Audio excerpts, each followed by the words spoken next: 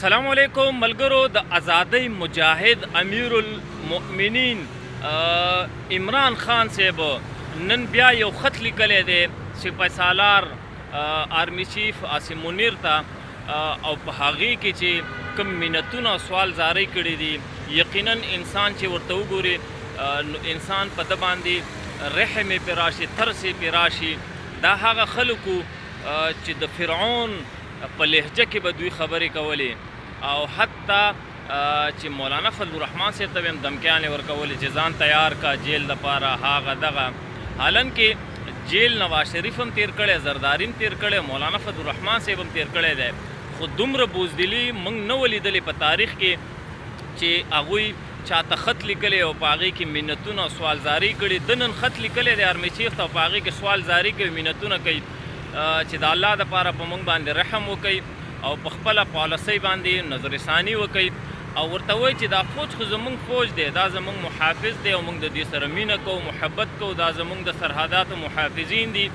د دوی سره خو موږ جنګ نه غواړو. او تر اوسه پورې به ویلې چې ټکر کې لوګ، نو دا به د چا ته ویلې ټکر کې لوګ. نو نن چې راګیر شو او په دغه احتجاجونو کې چې تا خپل کارکنان غریبانان په وینو کې ولړل او د خپل مقاصدو دپاره دی هغه شهیدان کړل، د هغوی په کورونو کې اوس هم جړاګانې دي، په هغوی باندې تا رحم ولې نه کوو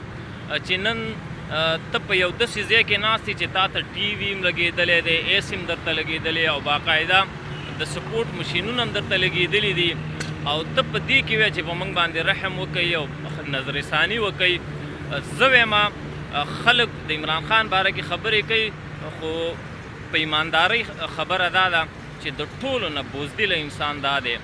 ځکه دا جیلونه د ټولو لیډرانو تیر کړي دي خو داسې منتونه سوالزارۍ داسې خطونه دا تر اوسه پورې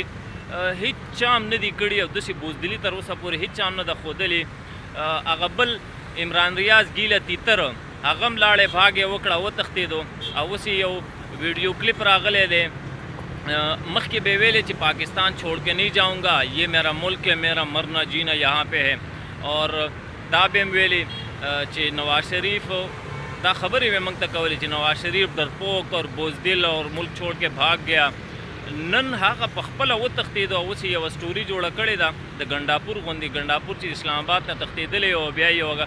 کهاني جوړه کړه چې ما اووه ضلعې کراس کړي دي او راغلی یم.